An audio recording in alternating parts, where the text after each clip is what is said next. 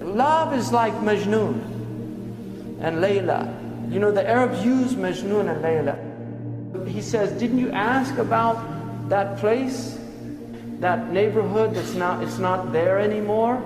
Didn't you ask about it where Layla used to live? And he said, no, indeed, I asked. But how do dead stones give me answers? You know, where did everybody go?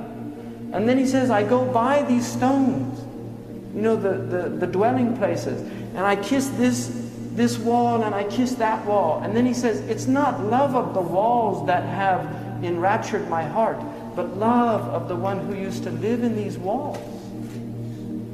That's why we go and visit these places. It's not the places.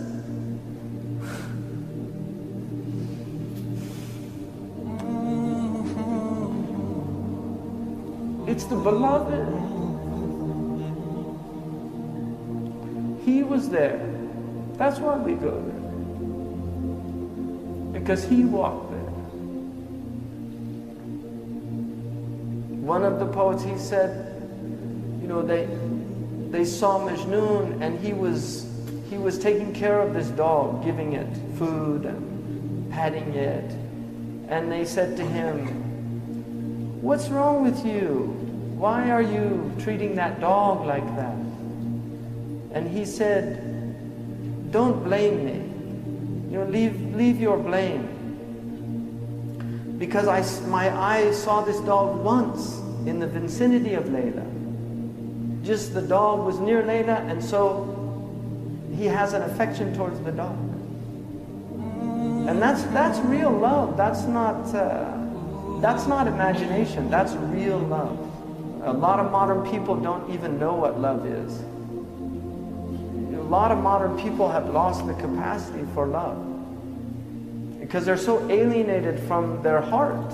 You know, when you're cut off from your heart, how do you know what love is? Because the secret of the heart is love.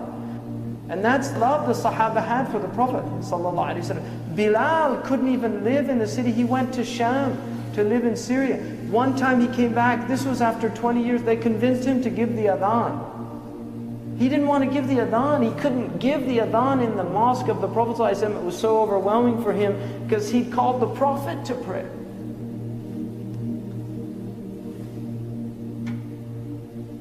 So he gave the adhan and people came flooding out of their houses in tears, thinking the Prophet ﷺ was going to come and lead them in prayer. Because that even after 20 years, that's how connected their hearts were to the Prophet ﷺ. That's love. That was the state of these people. It was a state of mahabbah. You cannot love Allah without loving what Allah loves. You don't love the beloved without loving what the beloved loves. When Abu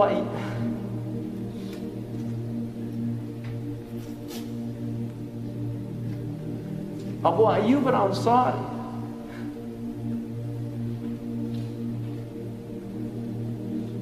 when the Prophet ﷺ came to Medina and he said to let the camel go, when it came and then ascended at the point, alighted at the place where the masjid is now, Abu Ayyub took the bags of the Prophet. And because everybody wanted the Prophet ﷺ, but Abu Ayyub took the bags. And the Prophet said, a man is with his luggage. And he was so diplomatic, he didn't want to offend anybody. And so he went into the house and Abu Ayyub put him on the bottom floor because he wanted to honor him. It's easier to be on the bottom floor than on the top floor. You have to walk up the stairs. You can't go out as easy. He wanted him, so he and his wife went up. He couldn't, he became so constricted because he was, I don't want to put my foot where the head.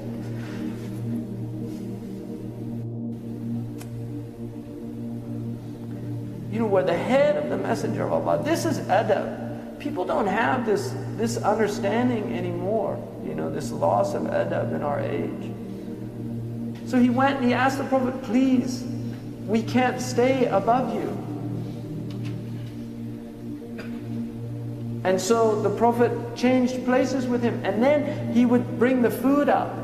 And when the food would come down, he told his wife, show me where the messenger's fingers ate from, and then he would eat from that place. This is tatabbu' al-athar, following the traces. And then one time he took some food up that had garlic.